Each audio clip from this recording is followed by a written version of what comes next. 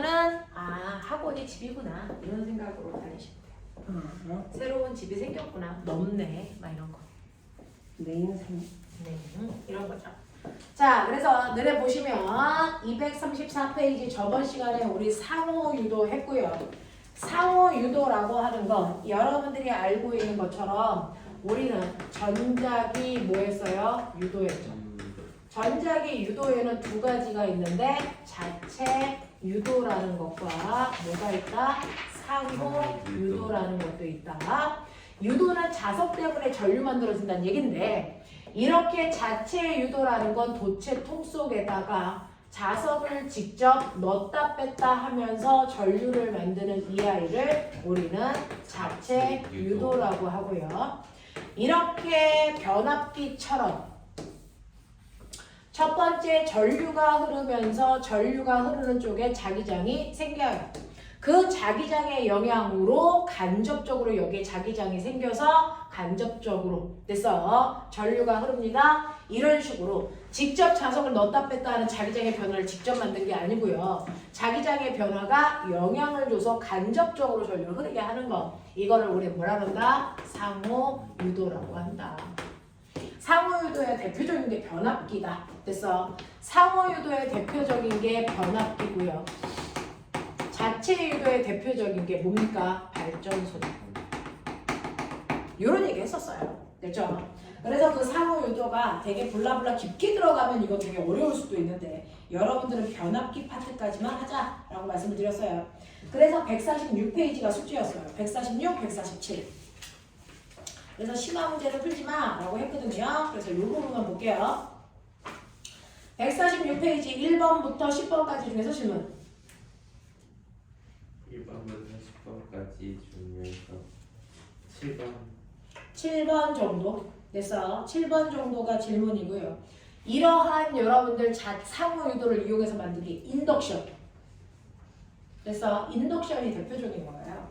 자, 그 다음에 7번 보시면 그림은 가정에서 사용하는 소형 변압기에서 전기기구를 병렬 연결한 모습을 나타낸 것입니다. 이때 변압기에 연결되어 있는 전기기구의 스위치 1, 2, 3을 차례로 닫을 때 나타나는 현상으로 옳은 것을 찾아보세요 라고 합니다. 그랬을 때 여러분들이 보시면 1차 코일과 2차 코일의 감은 개수비를 보면 1차 코일 쪽이 훨씬 더 많으니까 나는 대략적으로 이 감은 개수를 2대 1로 놓고 간다. 그렇다면 첫 번째 들어오는 전압과 두 번째 들어오는 전압도 2대 1이어야 되고 그래서 전류의 세기는 거꾸로니까 전류의 세기는 1대 2로 봐라. 그리고 전력은 변하는 게 아니다. 전력은 1대 1로 보면 된다. 이런 얘기예요. 이런 느낌으로 여러분들이 가시면 되니까 이때 여러분들이 보실 때 기억 1차 코일의 양단에 걸리는 전압이 증가한다 라고 했어요. 1차 코일 1, 2, 3의 스위치를 차례로 닫으면 이라고 하는 거죠.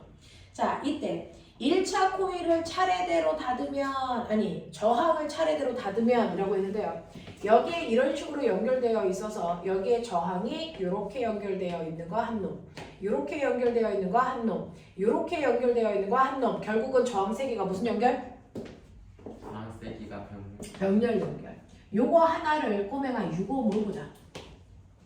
그러면 첫 번째 스위치만 닫으면 6번 됐어요. 여기에 유곰이 걸려요. 됐어. 첫 번째 스위치만 닫으면 전체 저항이 6옴이 되고요. 그 다음에 스위치 S1과 S2를 동시에 닫으면 어떻게 됩니까? 6에다 6이니까 3옴 돼요. 그래서 첫 번째 스위치, 두 번째 스위치, 세 번째 스위치를 동시에 닫으면 어떻게 되는 겁니까? 2옴이 돼서 병렬로 연결할 때 병렬 개수가 많아지면 총저항 값은 줄어드는 거예요. 그래서 근데 꼬맹아 총저항 값이 줄어들 때 여기에 있는 전압은 여기가 만약에 10V면 하나만 닫아도 10V죠. 두 개 닫아도 각각 10V가 연결되지만 전체 전압은 변한다 안 변한다? 안 변해요. 세 개 닫아도 각각 10V 쓰지만 전체 전압은 변하지 않죠. 그러면 1차 코일의 전압 변할까요? 여기에 전압 안 바뀌어요? 여기 전압 바뀔까요? 안 바뀌어요. 여기는 그냥 제공하는 전압 그대로 들어가는 거예요. 됐어. 그래서 만약에 여기에 콘센트에서 전압이 들어오는데 여기에서 30V, 20V 들어와. 그러면 2대1로 감았으니까 여기에 20V 들어오면 나가는 건 무조건 몇 볼트 나가요? 10V가 나가고요. 여기에 저항이 몇 개가 걸리던 여기에 들어오는 전압은 변화가 있다 없다? 없어요. 변화하는 건 뭐예요? 선생님 그래도 저항이 달라지니까 뭐가 바뀌는 거 아니에요? 라고 하면 바뀌는 거 꼬매나 요때 우리가 쓰는 전체 뭐만 바뀌니? 전류의 세기만 바뀌는 거죠. 됐죠? 바뀌는 건 그것만 바뀐다. 자, 그럼 두 번째 2차 코일에 흐르는 전류의 세기는 점점 어떻게 됩니까? 라고 하면 총저항 값이 점점 뭐하니? 감소해요. 그래서 총저항 값이 점점 감소합니다. 근데 여기 10V가 들어와요. 10V일 때요. V는 IR. 여기에 6ohm이었으니까 여기에 흐르는 전류가 얼마예요? 6분의 10A였겠죠. 처음에는. 됐어. 근데 두 번째도 10V인 거 바뀌지 않아요. 전압은 바뀌는 게 아니에요. 근데 스위치 두 개를 닫으니까 3ohm이 돼요. 그럼 여기에 흐르는 전류가 얼마예요? 3분의 10A가 되죠. 그 다음에 10V 그대로예요. 근데 세 개 닫으니까 저항이 2ohm이에요. 그럼 여기 흐르는 전류가 얼마예요? 2분의 10A로 점점 전류의 세기는 증가하는 거예요. 저항이 작아지니까. 전압은 바뀌는 게 아닙니다. 그래서 우리 집에서요. 내가 형광등 켜고 나서 냉장고 켜고 그 다음에 컴퓨터 킨다고 해서 우리 집에 전압이 220V가 330V로 바뀌어요? 안 바뀌잖아요. 우리 집에 들어오는 전압은 바뀌는 게 아니고 여러분들이 콘센트를 많이 꼽을수록 바뀌는 건 전류의 세기만 바뀌는 거예요. 알겠어? 저항에 따라서 전류의 세기는 바뀌지만 전압은 바뀌는 게 아니다. 이런 얘기예요. 자, 그 다음 지금 1차 코일에서 2차 코일로 전달되는 전력이 증가합니까? 전력이라는 거 바뀌어 안 바뀌어? 전력이라는 거 바뀌어 안 바뀌어? 1차 코일에서 2차 코일로 전달되는 전력이 증가합니까? 변압기에서 전력 손실을 무시한다. 1차 코일에서 2차 코일로 전달되는 전력이 증가합니까? 라고 하면 처음에 여기에 20V 들어왔어요. 20V 들어오는데 여기에서 만약에 2A였으면 여기 몇 A 돼요? 10V면서 1A 되죠. 1A가 되는데 여기에서 4A 뭐야? 아 여기 4A 되죠. 근데 여기에서 저항이 작아지면 전체 흐르는 전류는 증가. 그러면 전력은요 원래는 바뀌는 게 아닌데 변압기에서는 여기에서는 특별한 경우를 만들어준 거예요. 전력은 VI인데 전압은 일정한데 전류의 세기가 뭐였어요? 증가했죠. 그래서 그러니 이거 곱한값이 뭐 할 수밖에 없어요? 증가할 수밖에 없어요. 되겠습니까? 이렇게 얘기하는 거죠. 그래서 전력은 증가하는 거다. 여기에선 그렇다. 되겠습니까? 이렇게 됩니다. 자, 여기까지가 저번 주에 했던 내용에 여러분들 문제를 풀어봐 드린 겁니다. 됐죠? 이렇게 되는 거고 이제 3번을 푸십시오. 진도 나가자. 싫어하는 인덕션을 쓰는 싫어하는 친구한테 유리 냄비를 선물해 줘야겠어요. 유리 냄비? 그러면 저기 없고 안 통하죠. 평생 그렇게 먹지 못하고 산다. 자, 보시면 3번이요. 자, 오늘부터는 전자기파와 통신이라고 하는 파동에 대한 얘기를 합니다. 와 자, 파동에 대한 얘기를 하면서 파동에서 약간 여러분들이 생각해야 되는 정상파, 그래서 파동의 간섭에 대한 얘기를 조금 하자라고 하는 거예요. 자, 그러면 우리는요 파동이라고 하는 거요. 그래서 요번에 과거 면접에서 가장 많이 물어본 게 파동이 뭐니? 라고 물어봤고 파동을 분류해봐. 이거 제일 많이 물어봤어요. 자소서 면접 갔을 때 1차 면접 갔을 때. 자, 그러면 첫 번째 여러분들 파동이 뭐니? 그럼 파동 뭐라고 해요? 떨려가지고? 아니야 진동이. 뒤에 빠져나가는 거. 네. 한 지점에서 생긴 진동이 퍼져나가면서 뭐 하는 걸까? 에너지를 옆으로 전달하는 거지. 그래서 파동이 뭡니까? 라고 하면 그래서 진동을 통해 에너지를 뭐 하는 거야? 전달하는 행위. 그래서 진동으로 에너지를 전달하는 걸 우리는 파동이라고 해요. 그래서 진동을 통해서 에너지를 전달하는 걸 파동이라고 합니다. 이 파동을 만들 때 파동에 관여하는 현상이 뭐 있습니까? 파동에 관여하는 현상은요. 떨리는 거 아니야. 근데 왜 올라갔던 애가 내려와? 제자리로 잡아당기는 뭐 때문에? 복원력 때문에. 그래서 파동이라는 건 이렇게 진동하는 건데요. 이렇게 올라갔던 매질을 다시 제자리로 잡아당기는 거. 이거 멋진 말 뭐라 그랬죠? 원래 그 자리로 회복시키려는 힘. 관성력? 아닌가? 원래 그 자리로 돌리려는 힘. 이거 뭐라 그러는 줄 아세요? 복원력. 됐어. 그래서 파동을 일으키는 현상은요. 원리는요. 파동을 일으키는 원리는 뭡니까? 라고 하면 원리는 바로 복원력이에요. 그래서 매질을 원래 상태로 돌려보내려는 복원력입니다. 그럼 매질이 왜 원래 자리로 안 돌아오고 계속 진동해요? 그건 관성 때문에 제자리에 왔을 때 속력이 너무 빨라지는 거죠. 됐어. 그러니까 여러분들 이 파동은 뭐 생각해라? 진자 생각해라. 진자 생각해라. 그래서 얘가 여기에 오고 싶었는데 여기에 오는 순간 속력이 너무 빠르니까 멈출 수 있어 없어? 없어. 그래서 갔다가 다시 그 자리로 왔다가 속력 너무 빠르니까 또 갔다가 또 그 자리로 왔더니 속력 빨라서 다시 가는 진자 운동이에요. 이거 하고 있는 거예요, 파동은. 그래서 파동은 복원력과 뭐가 관성이 바로 파동을 만드는 거예요. 알겠습니까? 복원력과 관성에 의해서 매질이 끊임없이 진동하고 있는 거예요. 이게 파동이에요. 그러면 이러한 파동을 우리가 분류했던 거 기억나요? 파동의 분류. 뭘로 했었죠? 파동을 분류할 때 여러분들 첫 번째 매질의 뭐에 따라서 나눴어요? 유무에 따라서 나눴던 거 기억나요? 매질이 필요한 애를 뭐라고 했어요? 탄성파라고 했고요. 소리, 물결, 지진 대표적이고요. 매질이 필요 없는 애들을 뭐라 했어요?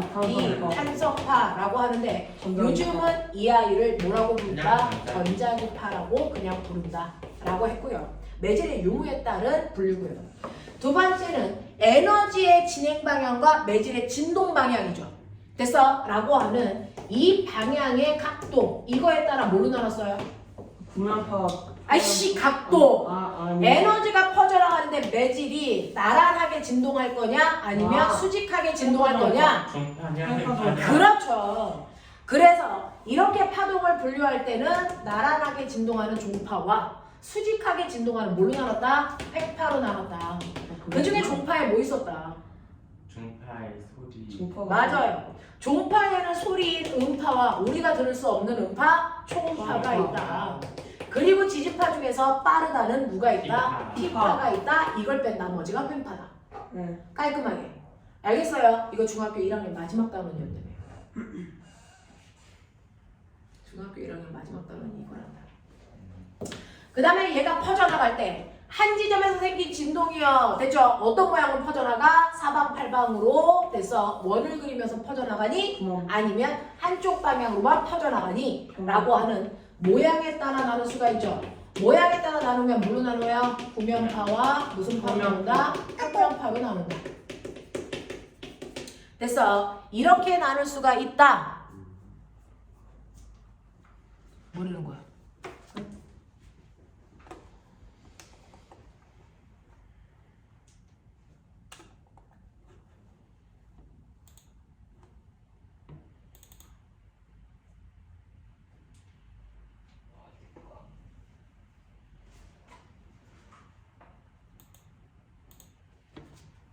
자, 이렇게 될 수 있다. 기억해 두시면 되고요.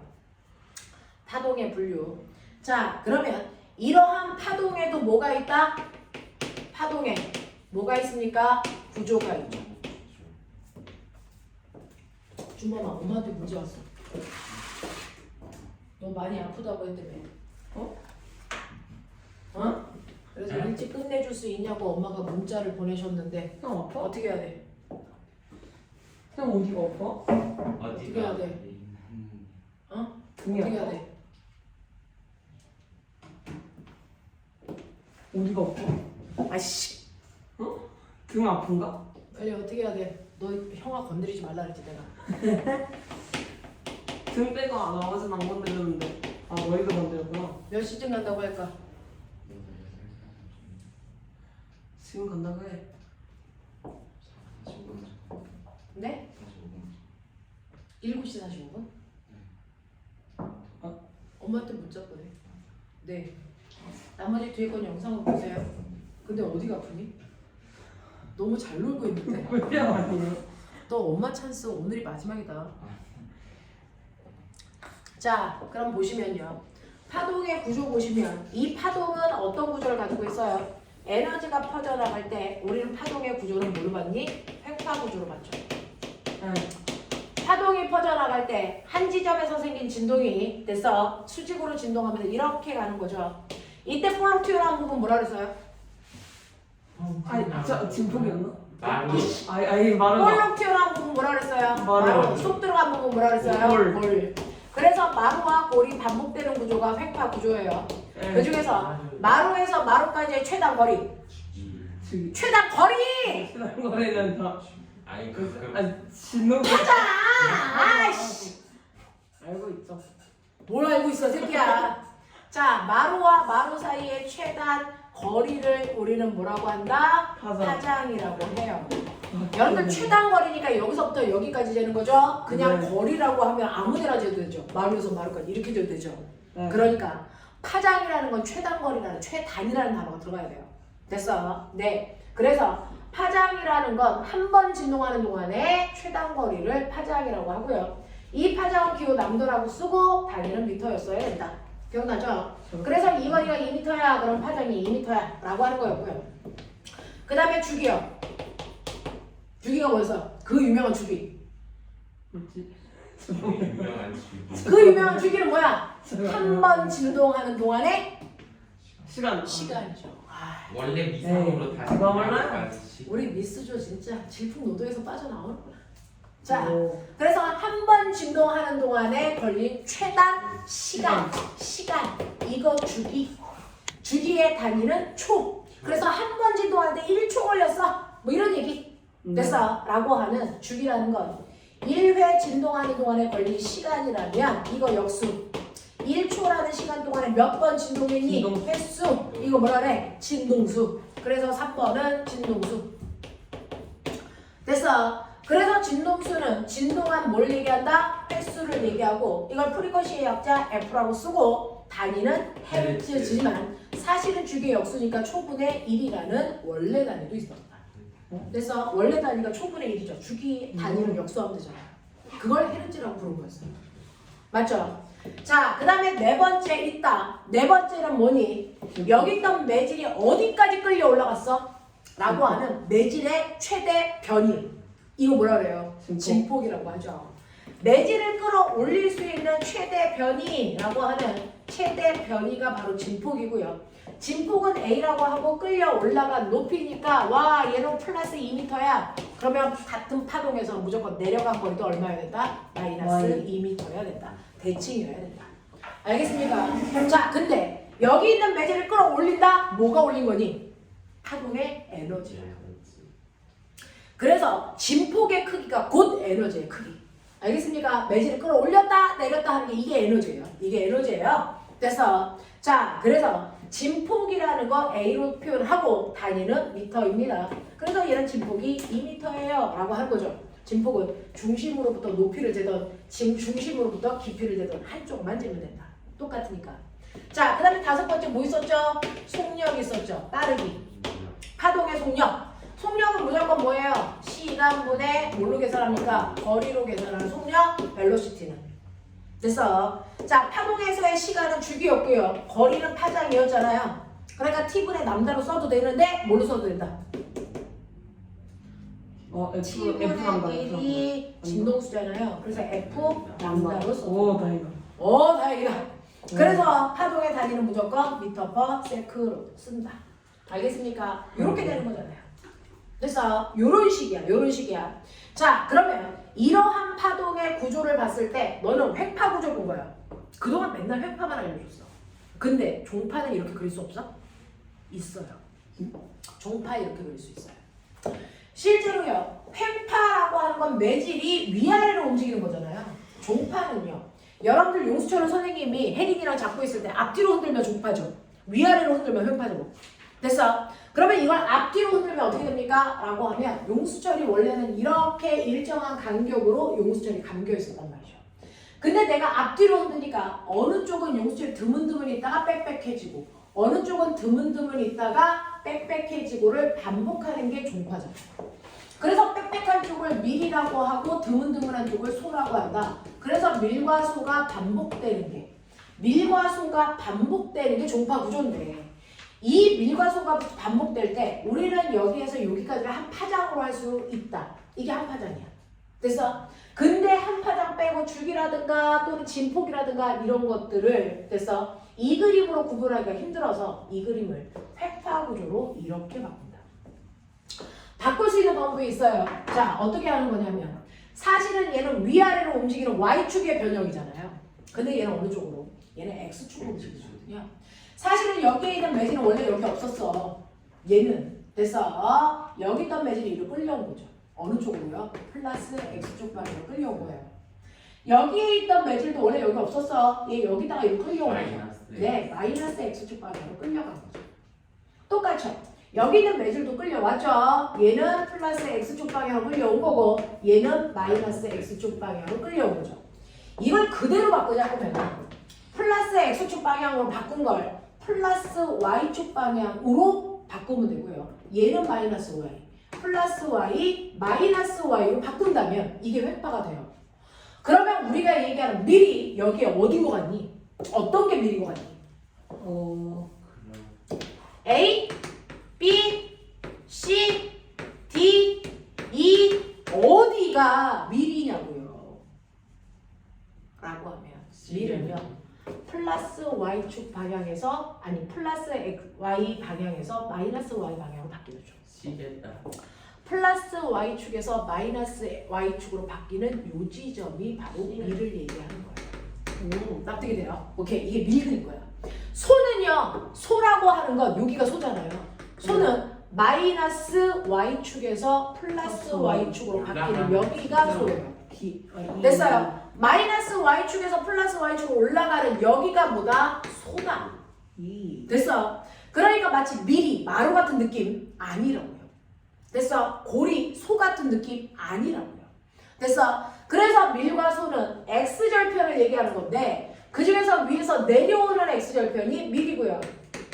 아래에서 올라가는 X절편이 소다. 알겠습니까? 이렇게 되는 거예요. 이렇게 되는 거예요. 됐죠? 이런 식으로 종파를 획파로 바꿔서 그 구조를 설명할 수 있다. 그래서 우리는 소리를 이렇게 바꾼다. 소리를 종파잖아요. 근데 중학교 교과서에 보면 소리 자체를 획파로 그려서 그려요. 그랬을 때 아무렇게나 그린 거 아니에요. 그래서 그 소리에 밀과 소를 바로 여기에 그대로 투영해서 그리는 거예요. 알겠습니까? 이렇게 그린다. 그래서 종파도 그릴 수가 있다. 이런 얘기입니다. 자, 그래서 이런 식으로 종파도 그려놓는데 나 궁금한 게 있어요. 실제로요. 이 파동이 오른쪽으로 가는 게 아니고요. 오른쪽으로 가는지 왼쪽으로 가는지 모르겠어. 오른쪽으로 가는지 찾으래. 됐어. 근데 지금 이렇게 진동했다가요. 잠시 후에 진동이 어떻게 일어나냐면 잠시 후에 여기에 있던 이 매질이 올라간대요. 그러면 이 진동 방향은 오른쪽인 A일까요? 왼쪽인 B여야 될까요? A지 않을까. 라고 합니다. 그러면 잠시 후의 모습에 만약에 연우가 얘기하는 것처럼 A쪽 오른쪽으로 가요. 그럼 오른쪽으로 조금만 이동시켜 그려보세요. 오른쪽으로 조금만 이동시켜 그려보면 이 모습이 여기서 그대로 반복해서 이렇게 나타나야 되는 거죠. 맞아요? 그렇다면 여기 있던 매질이 보라색 쪽으로 올라가는 게 맞죠. 그래서 얘는 진행 방향이 A예요. 맞아.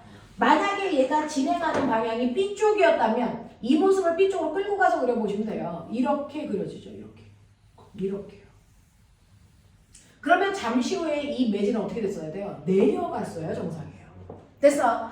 이렇게 매질이 올라가냐 내려가냐를 통해서 파동의 진행 방향 예측할 수 있어요. 이게 수능 문제예요. 이런 것들 물어봐요. 사고려. 알겠습니까? 이런 것들도 해결할 수 있게 그려라. 있게 그려라. 됐어. 그래서 내용을 다 담으시면 되고 그 다음에 파동에서의 속력은 됐어.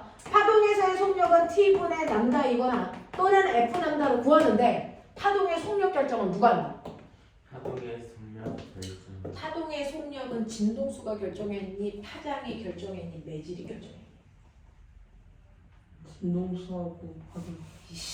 네? 왜요? 진동수하고 파장. 여기 태양에서요 빨주노초 파남보라는 빛의 삼원세 빨주파가 나가잖아요. 그 중에서 에너지 누가 커요? 당연히 파란. 파란색이 크죠.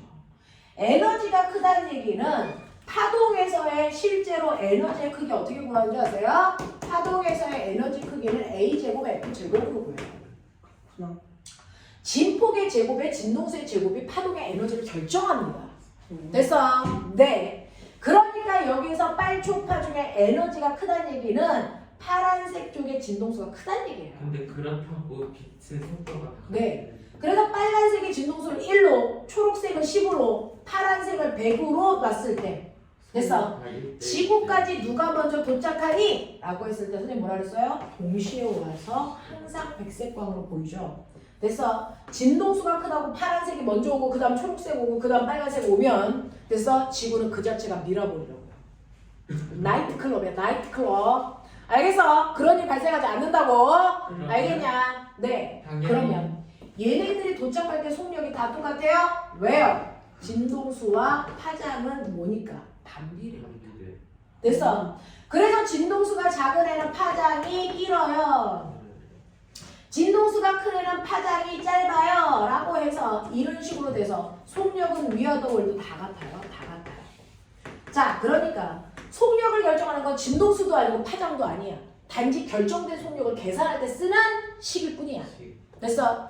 그러면 파장의 속력은 누가 결정한다 그래서 파동의 속력은 얘가 통과해오는 이 공간 매질의 종류가 있어요.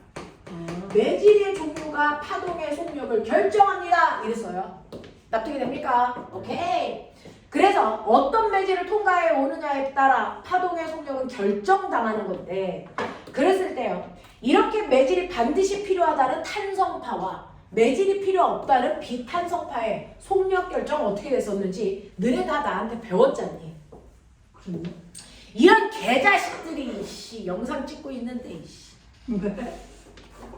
자, 넌 시간 보고 가야 돼. 그래서 선생님이 시간 보고 봐라. 그럼 지금 다시 뭐냐? 자, 그러면 이 중에서요. 파동의 속력을 결정하는 건 매질이라 그랬는데 그 중에서 우리 뭐가 있다? 탄성파가 있다. 탄성파에 뭐 있니? 소리도 있고요. 물결도 있고요. 그리고 내가 줄을 진동시키는 줄에서의 진동도 있어요. 자, 이때 파동의 속력을 결정하는 건 뭡니까? 라고 하면 소리는요. 파동의 속력은 매질의 상태, 됐어? 성질, 이게 결정하는 건데 그 중에서 소리라고 하는 아이는 어떤 매질에서 더 빨리 전달됩니까? 라고 하면 보편적으로 탄성파들은요. 입자의 서로의 충돌로 진동을 전달하잖아요. 그러니까 입자가 빽빽하게 가까이 있을수록 빨리 치잖아요. 그러니까 빨리 전달되잖아요. 그러니까 소리는 첫 번째 매질의 상태에 의해서 결정되는데 무슨 상태일 때 제일 빨라요? 고체. 그렇죠. 고체 상태일 때 속력이 제일 빠르고요. 그 다음 액체이고요. 그리고 기체이고요. 매질이 없는 진공에서는 절대로 전달될 수 없으니 달에 가서 말해봤자 소리는 안 들린다가 결론이었어요. 됐죠? 또 같은 공기 중에서 됐어. 같은 공기 중에서 진동이 전달되는데 어떤 공기에서가 더 빨라요? 찬 공기, 뜨거운 공기. 결론은 뭐예요? 빨리 쳐주면 되잖아요. 네. 찬 공기가 빨리 쳐요? 뜨거운 공기가 빨리 쳐요? 뜨거운 거야. 그렇죠.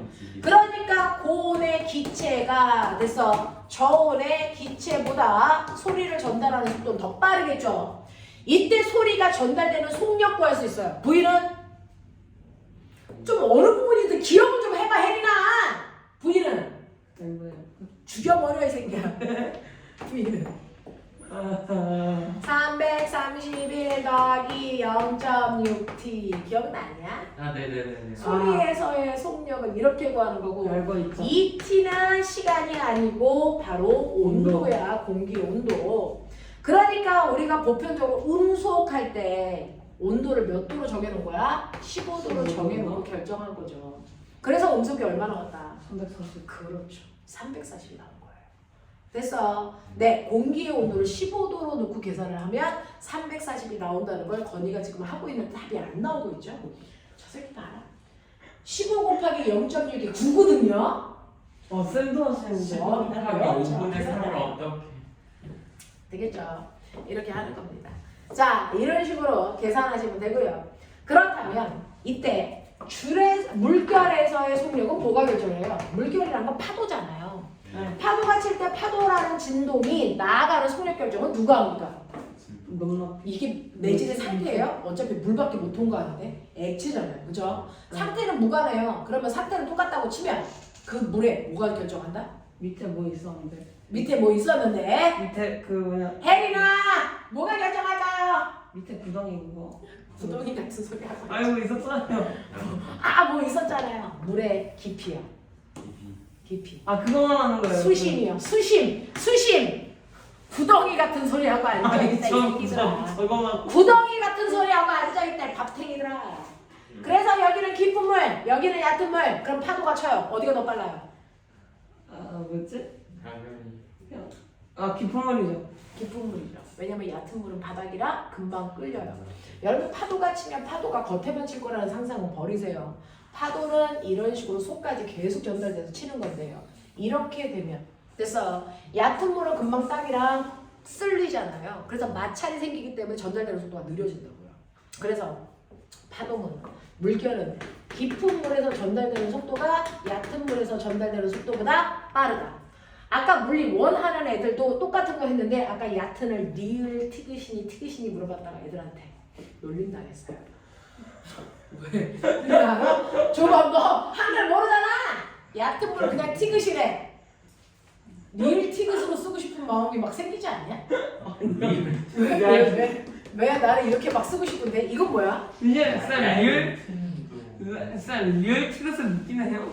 몰라. 존재하기는 해. 이런 단어 없어. 아니 검색 어플을 들어야 돼. 없지 않아요? 몰라. 나 되게 이렇게 쓰고 싶어. 그거는 검색 어플 나인. 이런 단어가 없어? 아예 존재하지 아 그냥 존재하잖아 안 걸려? 아 그래? 네. 나 다른 나라 가서 한글 가르치는 선생님 하면서 저렇게 가르쳐줘야지. 얕은 이렇게 쓴다. 죄다 얕은 하려다가 못하는 것밖에. 아 이런 단어가 존재하지 않아? 나 근데 이런 거 봤는데. 그거는 그 사람 못해요. 아 그래? 우리는 리을 티귿이란 발음 받침을 안 써 원래? 얇은이라고 하진 않잖아요. 이런 받침이 없어? 없을걸요? 그러면 리을하고 같이 쓰는 받침은 뭐야? 비읍. 리을 비읍? 얇다. 이게 얇다야? 얇다. 얇다는 어떻게 써? 얇다. 얇다는 어떻게 써? 얇다야? 얇다? 이렇게 쓰는 거야? 얇다. 네. 아 이런 글자가 있어? 얇다가 아니고 난 가늘다라고 써. 그럴 수 있죠. 얇다를 이렇게 써. 네. 아 리을 티귿 발음 받침 쓰는 게 없어? 네. 얇다. 이 리을 비읍은 얇다에서만 쓰는 거야? 네. 그럼 리을 히읗은? 그런 게 있어요? 리을 히읗이요? 리을 히읗이란 받침도 없어? 리을 히읗이요? 히읗 그럼 그런 거 있어? 히읗이 뭐? 한번 다. 이런 게 없어? 야, 리을 히읗 이런 거. 야, 너네 대한민국 사람들 맞아? 선생님 선생님 막 병을 앓다 할 때 그거. 알파. 아 병을 앓다 할 때 이렇게 쓰는 거야? 그렇구나. 아 병을 앓다가 이렇게 쓰는구나. 난 알고 있지. 몰랐어. 이건 병을 앓다, 이건 얇다. 이런 글씨는 없고. 이제 됐어. 네. 야, 너 약간 한글 안다. 대한민국 사람이야. 약간 국어 그 기말고사 범위였어요. 아, 이게? 네. 맞춤법 맞추기? 그러니까 아예 그 비율 뒤에 오는 뭐 그런 막 글자. 발음 같은 거 막. 아, 이런 거를 가르쳐줘, 국어 시간에? 네. 아, 우리 때는 안 가르쳐줘서 나 몰랐어. 그것 때문에 지금 기말이 완전 헬이 됐어요. 아, 이게 규칙이 있니? 예, 있어요. 뭔데? 기억이 안 나요. 야, 이씨. 예를 들어서 발음 같은 경우 앞에 이응이 붙고 의가 바로 오면 그냥 그거 그대로 의라고 발음 기호에 써야 돼요. 시험 봐봐서 기억이 안 나요. 그 단계 있어? 그 단계 있어. 야, 이거는 있니? 이거? 리을 히읗이요? 이거 리시. 골다 할 때 있지 않았나? 그렇죠. 골다. 예. 골다가 뭐야? 저도 몰라요. 골다가 무슨 뜻이야? 골다가 무슨 뜻이야? 뭘 이따가 본 것 같은데. 그런 게 있어? 골다라는 단어가 뭐야? 이게 무슨 뜻이야? 있는데. 어쨌든 골다라는 건 들어봤어도 골타는 건 처음 들어보고. 혜린아! 골타가 뭐야? 아, 저 고령의 골다라는 걸 들어봤는데 공따. 골타라는 건 처음 어쨌든- 들어보고. 어쨌든 이건 없고 어쨌든 다른 게 있나 봐요. 네. 뭔데? 여기 검색 어플이 찾아줬어요. 뭔데? 리얼 시우스. 근데 죄다 북한어예요. 아, 북한은 뭔데? 아바의 뭔데? 수영동지 여기에 나오는 단어야? 자, 그래서 아까 이거 물어봤다가 개쪽 당했어요. 애들이 성격이 좀 나쁘더라. 이런 거 인정하고 가지 않더라. 네? 야, 근데 이런 건 있어? 뭐야? 수비형 치우시고. 없을걸요? 혜인아, 한글 공부 좀 해. 너 좀 문제 있다. 쌤은요? 나는 문제 있지. 아, 이런 거는 없겠다, 그치? 이런 거 못 봤다. 쌤은 확실히 이과시네요. 공부 좀 하자, 우리 한글 공부. 자, 그래서 깊은 물에서가 얕은 물에서보다 파동이 전달되는 속도가 빨라. 그래서 깊은 물에서는요, 파동이 전달되는 속도가 빠른데, 너네 알죠?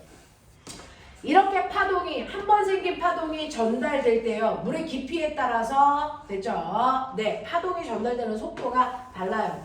깊은 물은 빠른 물이고요, 얕은 물은 느린 물인데, 우리가 속력을 구할 때 V는 F 남다로 계산하는데, 자, V는 F 남다로 계산하는데, 이 파동이 가면서 깊이가 달라지면 속력이 달라져야 돼. 이때 변하는 건 진동수니 파장이니 둘 다 바뀌니? 파장. 잠깐. 속력이 진짜 바뀌었잖아요. 속력을 구하는 게 F 남다니까. 둘 중에 하나가 속력이 바뀌었다는 얘기는 파장. 뭔가가 바뀌었다는 얘기죠. F하고 나쁜다 중에 파장 아닌가? 진동수가 바뀝니까? 파장만 바뀝니까? 둘 다 바뀝니까? 파장. 파장만? 파장만 바뀌어요. 네. 진동수는 파동의 고유한 성질이에요. 이거 안 바뀌어요.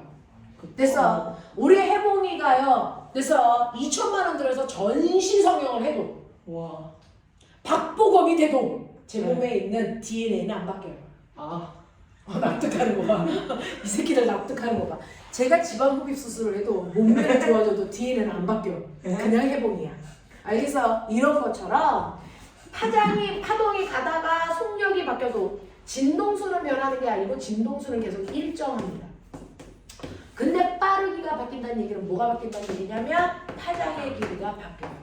그래서 파장의 길이가 10이었다가 파장의 길이가 2로 바뀌면 속력이 100이었다가 속력이 20으로 주는 거죠. 이 얘기예요.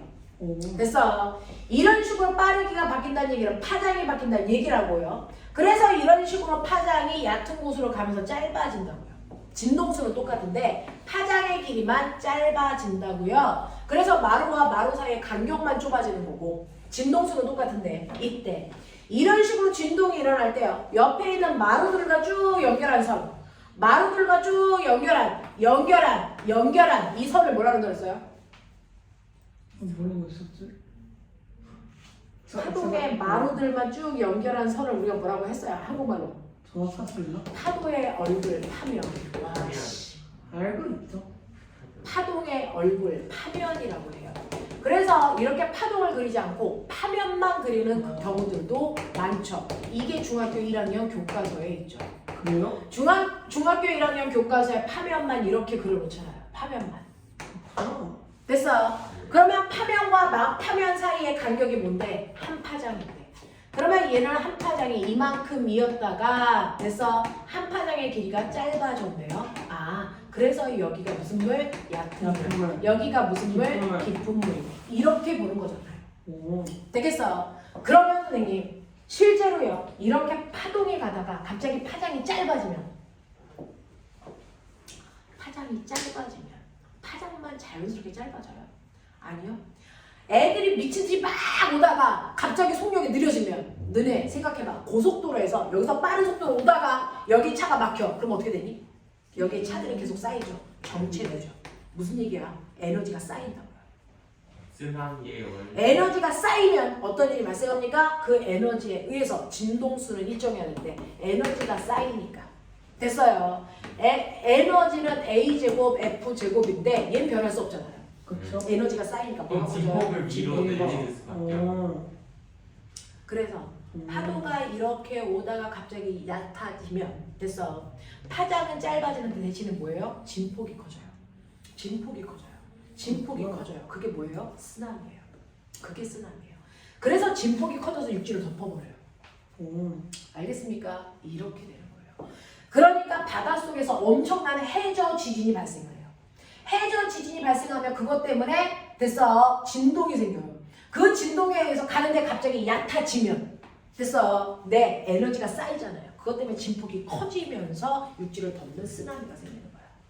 알겠습니까? 이렇게 됩니다. 그래서 얕은 곳은 파장은 짧아지는 대신에 진폭이 커지는구나. 파고가 높아져요. 됐어요? 이렇게 됩니다. 라고 하는 것도 기억을 좀 해봐 두시고 줄에서는요. 줄에서는요. 네, 우리가 밧줄을 흔들어도 진동이 전달됩니다. 됐어? 밧줄을 흔들어도 진동이 전달되는데 그 밧줄을 흔들었을 때 그 줄에서의 진동이 퍼져나가는 속력 뭐가 결정하는지 아시잖아요. 뭐가 결정합니까? 바로 무게. 됐어요. 자, 얘가 무게예요. 무게와 그 줄을 잡아당기는 힘의 세기요. 이게 바로 줄을 잡아당기는 장력이고요. 얘가 바로 뭐냐면 선밀도라는 거예요. 그래서 무거운 줄일수록 진동이 잘 안 전달돼요. 근데 줄이 있는데 줄은 길어지면 무거워지잖아요. 그러면 줄의 가볍고 무거운 정도를 얘기하려면 줄을 다 똑같은 길이만큼 잘라요. 그래서 무게를 비교하는 거예요. 똑같은 길이가 얼마예요? 1m 단위로 줄을 다 잘라요. 그 1m 단위로 잘랐을 때 줄의 무게, 그게 더 무거운 애가 진동이 잘 안 되는 거고요. 그게 가벼운 애가 진동이 빨리 전달되는 거예요. 됐어? 라고 하는 선밀도라는 건 1m당 차지하는 질량값을 얘기한다. 이게 선밀도다. 그거의 제곱근만큼이 줄에서의 속력을 결정한다. 그래서 V는 루트 뮤분의 T. 알겠습니까? 이게 줄에서의 속력이죠. 자, 그런가 하면 얘네들은 탄성파였어요. 얘네들은 탄성파에서의 속력이 이렇단 말이죠. 그러면 매질이 필요 없는 두 번째 비탄성파는 다시 말해서 전자기파는요 라고 하는 거죠. 전자기파가 뭡니까? 이게 또 그 자수서 면접에서 맨날 물어보는 거죠. 전자기파는요 전기장과 자기장이 서로를 유발하면서 전달되는 거죠. 전기장이 생기는데 전기장의 세기와 방향이 주기적으로 바뀌어. 됐어? 그걸 그려볼게요. 전기장의 세기와 방향이 주기적으로 이렇게 바뀌면서 생겨요. 됐어? 그러면 그 전기장의 세기와 방향이 주기적으로 바뀌면 그거에 따라서 전류가 흐르는 건데 전류의 세기와 방향이 주기적으로 바뀌면 그것 때문에 그 주변에 생기는 자기장의 세기와 방향도 주기적으로 뭐한다? 바뀌면서 생긴다. 이런 식으로. 근데 어떤 방향으로? 전류와 자기장은 수직한 방향. 수직한 방향. 됐어? 그래서 전기장과 자기장이 지금 90도를 이루는 방향으로 생기면서 전기장이 최대의 진폭을 가질 때 유발될 자기장도 최대의 진폭을 가져요. 알겠습니까? 이렇게 됩니다. 그래서 위상의 모양은 똑같이 생겨요. 위상의 모양은 똑같이 생깁니다. 그래서 이게 전기장과 이게 자기장이고요. 전기장과 자기장이 서로 유발시키면서 매질 필요 없이 유발시키면서 빵빵빵빵 가는 거예요. 그러니까 이런 식으로 전기장과 자기장이 서로 유발시키면서 가기 때문에 매질이라는 게 필요하다 안 하다? 안 합니다. 그러면 이런 형태의 에너지가 발생하는 게 주로 누구다? 별들이다. 별들은 태양과 같은 별들은 엄청나게 뜨거워요. 됐어? 그러면 고체가 뜨거우면 뭐가 된다 그랬어? 액체가 뜨거우면 기체가 뜨거우면 전기를 띤 입자. 그게 플라즈마예요. 그 플라즈마가 태양 밖으로 밀려. 태양풍에 의해서 그 태양풍에 의해서 전기를 띤 입자가 밀리면서 그 주변에 뭐가 생기는 거니? 전기장이 생기는 거예요. 그 전기장이 생기면서 그 주변에 뭘 만드니? 자기장을 만들죠. 근데 그 자기장의 세기와 방향이 바뀌잖아요. 그럼 우리가 앞에서 배웠잖아요. 자기장의 방향과 세기가 바뀌면 얘가 또 뭘 만든다? 전기장을 만들고 그 아이가 또 뭘 만든다? 자기장, 전기장, 자기장, 전기장 이렇게 유발하면서 지구까지 와요. 이런 얘기야. 이게 전자기파야. 그래서 무조건 전기장의 세기가 변하면서 생기면 그 주변에 자기장의 세기도 변할 거고 그 자기장에 의해서 전기장과 자기장이 끊임없이 유발되면서 전달된다. 이걸 전자기파라고 한다. 그래서 이 전자기파를 지금 만들고 있는 게 뭐예요? 통신. 근거리 통신, 무선 통신. 그게 저거예요. 됐어. 그래서 이렇게 와이파이가 저렇게 만들어지는 거야. 와이파이가 저렇게 만들어지는 거고 우리가 무선 안테나에서 그래서 전설 없이 통신을 할 때 전자기파로 그래서 유발돼서 가는 거야. 전자기파. 알겠습니까? 이런 식으로 서로를 유발시키면서 가고 있다. 알겠어? 전자기파의 형태. 선생님 같은 경우에 하이패스를 이용해서 고속도로를 지나가요. 그 하이패스가 바로 근거리 통신 전자기파 이용한 거예요. 아시겠어요? 하이패스가 뭔지 알아요? 아니요. 버스카드. 네? 여러분들이 쓰는 버스카드. 버스카드를 써요? 버스카드 쓰죠? 그 버스카드와 똑같은 게 차에 있는 하이패스라는 거예요. 아빠가 고속도로 지나갈 때 거기에 있는 언니한테 돈 안 내고 그냥 지나가도 돈이 찍히죠. 네. 그래요? 아이씨, 아버지가 고속도로 가는 거 본 적이 없어요. 좀 가지라 그래요. 저는 버스를 탄 적이 없어요. 너네 전철 탈 때도 그래서 카드를 그냥 뚝 찍으면 지나가잖아요. 네. 이렇게 계속 이렇게 탁탁탁 하면 띡 하면 되는데. 그거예요. 근거리 통신. 그래서요. 네, 이런 것들. 자, 이런 식으로 전자기파를 통해서 돼서 가는 거고요. 이 전자기파를 이용해서 만든 게 근거리 통신도 있고 아까 얘기한 인덕션도 얘고요. 그 다음에 또 뭡니까?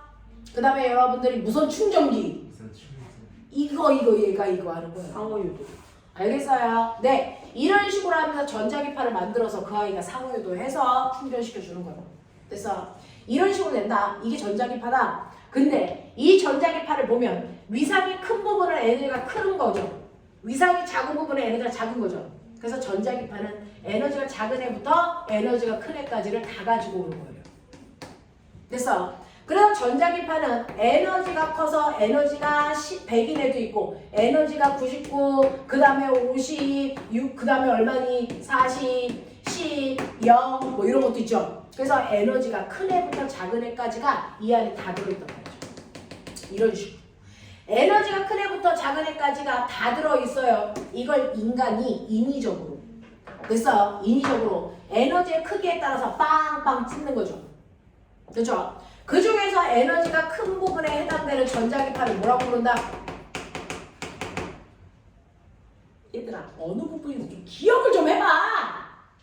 에너지가 큰 부분에 해당되는 전자기파를 뭐라 그러니? 방사선. 방사선이 두 종류야. X. 방사선 X. 가장 에너지 커라. 누구야? 방사선. 핵이 터질 때 나오는 방사선. 두 번째, 엑스레이 찍을 때 쓰는 X선. 이거 두 개 합해서 방사선. 됐어요. 없어요? 네? 와이드 같은 거 없어요? 뭐가 있어요? 아니에요. 자, 그 다음에 전자기파 중에서 에너지의 크기가 중간 영역에 해당되는 아이들을 우리는 뭐라고 부른다? 이걸 빛이라고 부른다. 그 빛 중에서도 에너지가 큰 애가 누구다? 자외선. 그 다음에 뭐다? 가시방선. 그 다음에 뭐다? 적외선. 됐어. 그 가시방선 중에서 에너지가 제일 큰 게 뭐? 보라색. 에너지가 제일 작은 게 뭐? 빨간색. 이렇게 되는 거죠? 빨주노초 파란보 보라색 바깥쪽 빨간색 바깥쪽. 알겠어? 그 뜻이야. 자, 그 다음에 전자기파 중에서 에너지가 제일 작은 거. 전파. 하나 맞췄다. 전파 중에 에너지 제일 큰 거. 전파 중에 마이크로파이나? 맞아. 전자레인지에 있는 마이크로웨이브. 2개나 맞췄다. 2개 맞췄다. 혜린아 분발하자. 그 다음에 에너지 큰 거. 이제 여기서부터 먹통됐다. 자, TV인가? 핸드폰 주파수 쓰는 거. 그 다음에 TV 주파수 영역으로 쓰는 거. 라디오. 그 다음에 라디오 영역으로 오케이. 쓰는 FM이 제일 크고 그 다음에 AM. 그래서 얘네들이 꼴찌. AM이 뭐예요? 알겠습니까? 라디오 중에 FM, AM이라는 주파수 영역대가 있어요. 그렇죠? 이런 식으로 해서 전자기파의 형태가 얘네들이고 에너지의 크기에 따라 인간이 분류한 거고 그 중에서 이 영역에 해당되는 주파수를 인간들이 만들어서 통신에 사용되고 있고 알겠습니까? 이걸 만들어서 애새끼를 죽이고 있고 뭐 이런 거죠? 됐죠? 그래서 그 중에서 감마선은 우리가 항암 치료할 때 쓰는 거예요. 방사선 치료. 그래서 X선은 뼈 사진 찍거나 또는 공항에서 그래서 네 거기에 있는 뭡니까? 뭐죠? 수화물 검색할 때 거기에 총 들어있나 검색할 때 그래서 쓰는 거고요. 자외선은 살균 작용하는 거고요. 가시광선은 물체를 보는 시각 작용하는 거고요. 적외선은 따뜻해 열 작용하는 거예요. 여러분들 몸에서 지금 적외선 다 나오고 있죠. 그래서 우리가 열 체크할 때 적외선 채우기 쓰는 거예요. 열 체크. 아하 이런 것. 그래서 이런 것들이에요. 자, 그래서 이러한 전자기파는 서로 유발되면서 가기 때문에 매질 필요하다 안 하다? 안 한다. 그래서 매질이 없는 진공 속에서의 속도가 제일 빠르다 이 얘기를 할 거였어요. 그 다음 매질이 있으면 걸리적거린다. 속도가 느려진다. 그래서 기체일 때의 속도가 그 다음 빠르고 그 다음에 액체이고 그 다음에 고체이고 그 중에서 진공에서의 속도가 제일 빠르니 이 진공에서의 속도를 우리는 뭐라고 부른다? 광속이라고 부른다. 그걸 C라고 쓴다. 아 그게 광속이었어요? 네. 그렇죠. 그래서 우리가 빛이 광속으로 와요 라고 하는 건 진공을 통과할 때만 광속이고요. 지구로 들어오면 이미 기체의 매질을 통과하고 있으니까 광속보다 속도가 엄청 늦은 거예요. 알겠어요? 이렇게 가는 겁니다. 됐죠? 자, 이 광속도 속력이니까 F 람다로 구해요. 그러면 F는 뭐예요? 람다분의 C인데 진공에서의 광속은 변하지 않고 이건 뭐하다? 일정한 거잖아요. 그러니까 진동수는 파장과 무슨 관계라고요? 정확하게 반비례 관계라고요. 되겠습니까? 이렇게 되는 거예요. 그렇죠? 여러분들이 물리원에서 들었기 때문에 이 속도로 여기를 따라올 수 있는 거예요. 사실은 이거 엄청나게 속도를 내고 있는 중이에요. 자, 그러면 이러한 성질을 가지고 있는 파동은 파동의 종류가 이런 게 있어요. 자, 파동에도 성질이 있죠. 파동의 성질. 파동이? 밖에 비와요? 왜 밖에 비와요? 저 지금 자전거 타고 왔는데요? 우산도 없는데? 망했다. 잠깐만.